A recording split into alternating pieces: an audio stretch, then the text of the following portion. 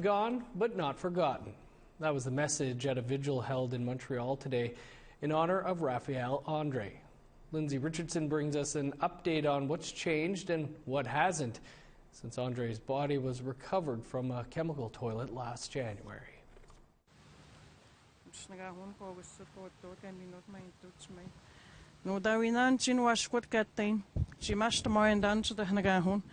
A prayer in Innu, live-streamed from Montreal directly to Matimacush Lac John, so Raphaël André's parents know he's remembered 1 year after his passing. J'ose même pas imaginer, il y a un an, de la façon comment il est décédé.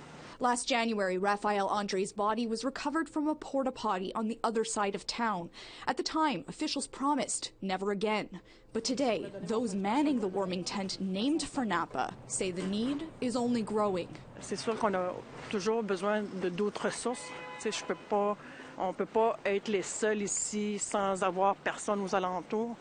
Mais je suis quand même contente de savoir que ça commence à débloquer.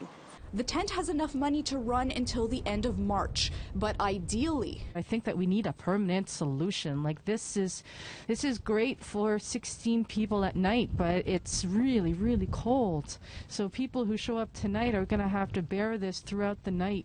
Despite Montreal Mayor Valérie Plante qualifying Napa's death as one too many, his was not the last. A few weeks back, an elderly Inuk was found dead at a construction site across from the warming tent. More recently, an elderly man was found dead in a tent under a main city overpass. The situation is urgent, according to the AFNQL's regional chief, Ghislain Picard. We shouldn't be waiting for another tragic event to happen before we come together. We often say that Indigenous issues should not be partisan issues.